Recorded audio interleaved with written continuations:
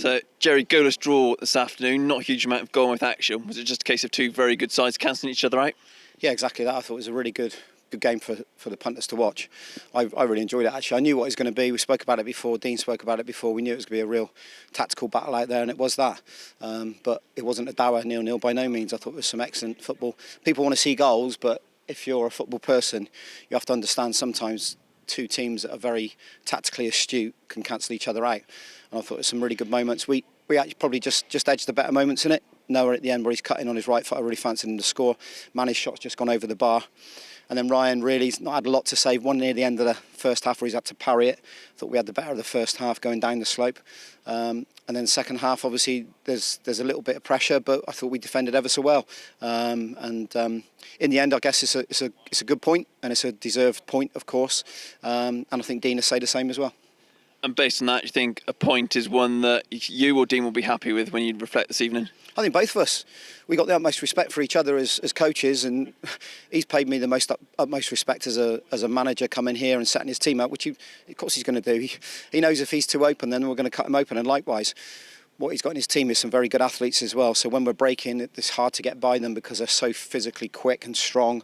Where normally we get away from them, we're finding it difficult to do that. They made it very compact, so we couldn't quite get in between the lines. They've obviously looked after Tom Smith really well today. He's found it difficult to get some moments in the game. But they're so enjoyable as a coach, those games. Honestly, I get more excited about that than I do about a lot of games because that really challenged me tactically and challenged the players. And I knew what we were going to get, and it turned out exactly that.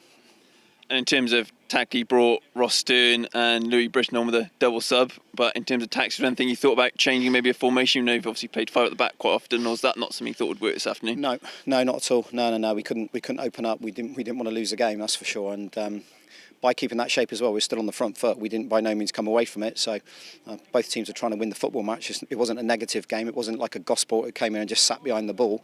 It's two teams trying to win the football match. So no, we didn't want to do that. It was just a personnel change, freshen it up, see if Louis can get some moments at the top. See if Sterney then can go and do a little bit. Watto, funny enough, I made my mind up, and then Watto started to have his best bit in the game then. But you know, sometimes you need that. You need to freshen it in certain areas to see if they can spark a little bit of magic.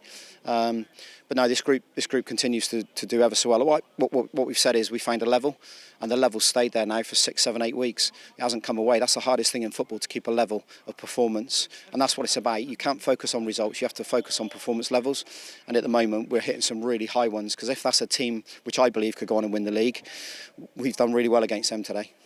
Yeah, and you've got another home game at Twerton Park next Saturday in the FA Trophy. Obviously, who you're going to play still to be decided. But having continued your unbeaten home record this afternoon, you must be looking forward to hopefully another good game and a chance to go far in the trophy.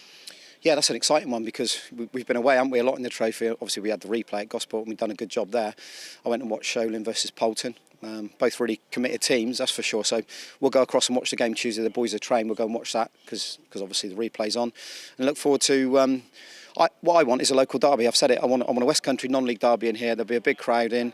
It'll be enjoyable for Polton and for us, but we won't underestimate whoever we're going to play. They've both got some really good attitudes, some good commitment in their team, players who want to play at that level. We're not going to rest on our laurels. We can't go into that thinking, oh, it's an easy home win. That is not going to be an easy home win. As I said, the focus has to be keeping those performance levels high, and they will be, that's for sure. And finally, just one individual, Tom Richards obviously came back into the starting lineup this afternoon. Not seen a huge amount of football recently. I was say, what do you make of his performance? Immense. I thought he was immense. That epitomises the squad, because Tom Richards trains and trains and trains. He never causes us an issue. Whenever he goes in the team, he does what he done today. I thought he was an 8 out of 10. I thought he was outstanding in everything he did. He's a lad who wants to play for Bath City. He won't moan. He won't grumble when he's out of the team. And you know, when you call on him, he's going to be reliable.